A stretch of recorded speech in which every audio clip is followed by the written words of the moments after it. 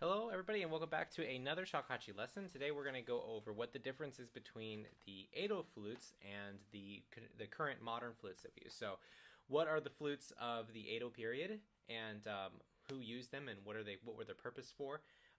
So, I actually have a flute that's about 300 years old. This one was probably used by a Komuso monk.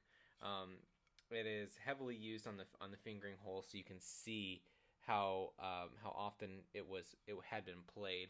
This one has been repaired. Most of the flutes of that time are not in perfect condition, but the interior bore has not been changed whatsoever, and most of it stays to its original to how it originally looked many hundreds of years ago. So this is actually a 1.7, and what's kind of interesting about it is that even though so this is my current modern 1.7, and this is the old school one. What's really interesting about it is that even though it's a little bit shorter, it actually still makes that pretty good E flat sound, which is it's just strange to me. I don't know why, but it does.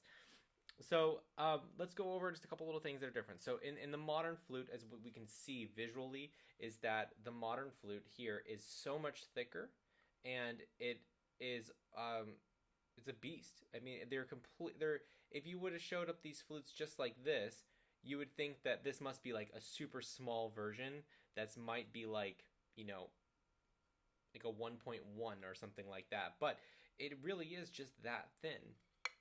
Also, another thing here is if you look at the Utaguchis, this one's much more crude, of course, because the tools over time have gotten a lot better. But the angle of the cutting is basically the same. It's really interesting there as well. But the biggest difference is the size, the thickness of it. And so this one's really thick with 3 C's, and this one is very thin. And the next thing to notice is look at the size difference between the holes. I mean, I don't need to say it. This one is so much bigger, which means that it will be a lot easier to play those half steps and those whole steps and all that kind of stuff. Now, what's going to happen with the tone is that this is going to be a lot louder, and it's not going to be as maybe warm is not the best, because you can still get warm sounds on the modern flute. But let's take a listen to it. So this is our Ro.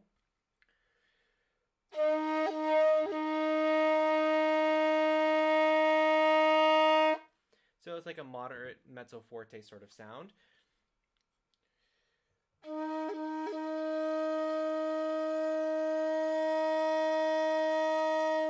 And that's actually about as loud as I can get on this flute.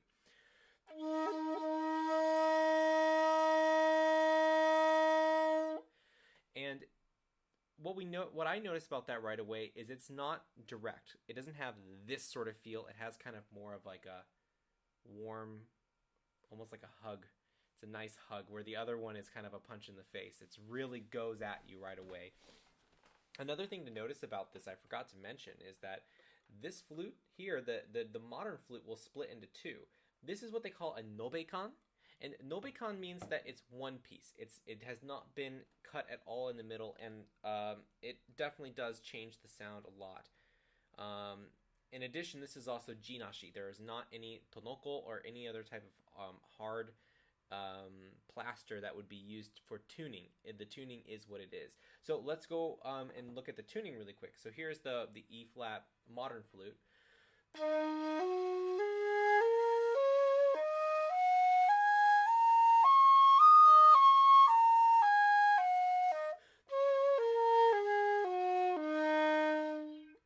And that's with no adjustments. So some of the pitches would go a little bit flat and a little bit sharp. That's quite normal on shakuhachi.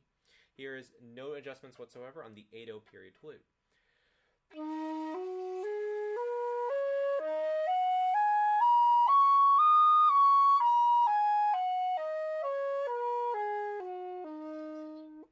So what you'll notice is that this note here, the chi, is much sharper. And the reason for that, there's multiple theories, but here's what I really have come to assert as this is the reason why they did that.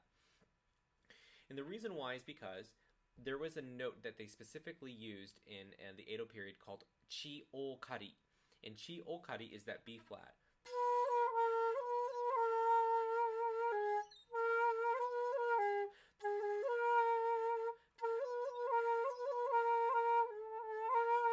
So you could actually then nail 3 notes at once. These are 3 notes with the same hole.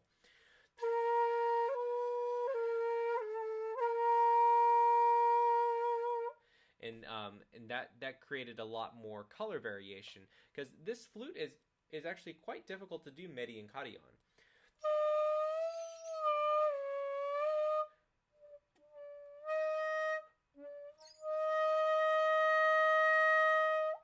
Now, this is quite a... Out of all the Edo flutes that I played, this one is by far one of the best I've had my hands on. Like, it's from 1700. The most of them, when you get them that are this age, the most of them are actually not able to be played because there's just so many problems on the inside, and if they are refurbished into their new state, then it's really not the authentic thing. It can be close, but it's just been altered too much.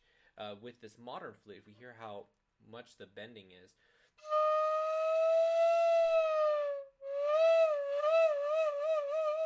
it's so much easier to do that. And let's try that chi okari really quickly. That's regular chi. Much different. It's a lot airier than the one that's here, because actually if you use the regular chi, that's the chi okari.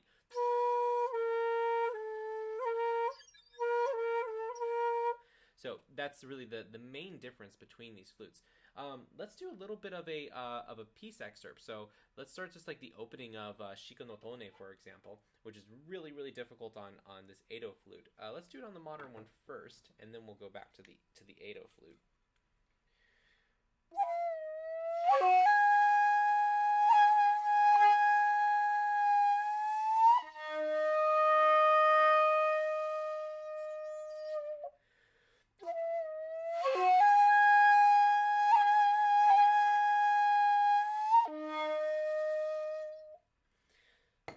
And then we go to the Edo flute.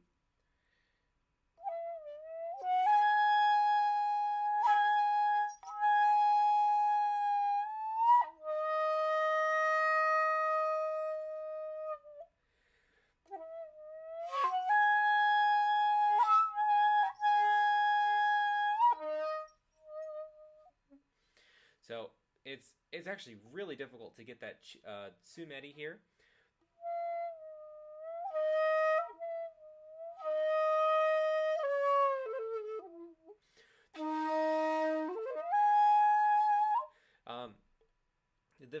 Moving the fingers in general is not too bad. It's nice to kind of go around because you don't need much because the hole is so small. But if I wanted to,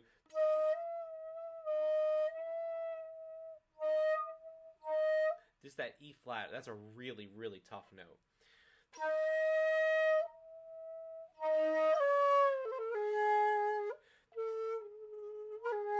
A lot of those midi pitches, what I'm finding is that dipping down that far to actually get it accurate it's not impossible, but it takes a lot more effort than just here, where I go.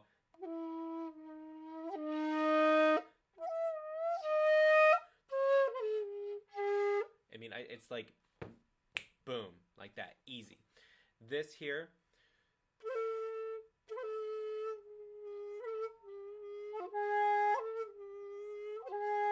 you really have to dip a lot further, and because it's so much smaller on this one here, you have to really work a lot harder to get the pitch lower.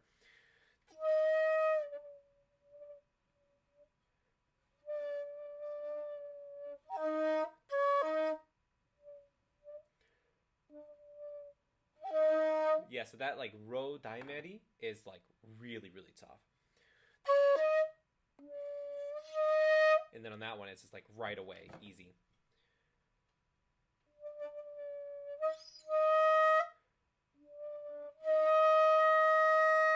So I can get it, but I think maybe it's also just a matter of getting used to it. But it's really interesting to play them side by side.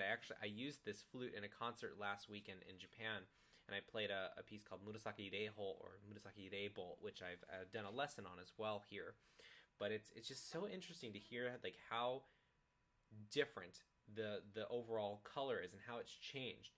Another thing to know about these instruments is this one is what we would call an instrument, and this one is what we would call a religious device. So how you say them in Japanese is this is gaki, and this is hoki.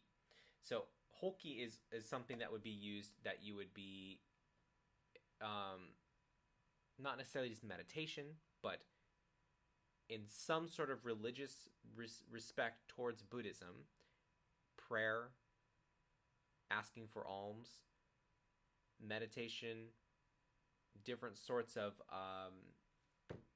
like whatever you can think of. This is what that purpose was for this instrument. Whereas the modern is much more for performing modern music and stuff like that. It's for the stage. That's why it's so much louder.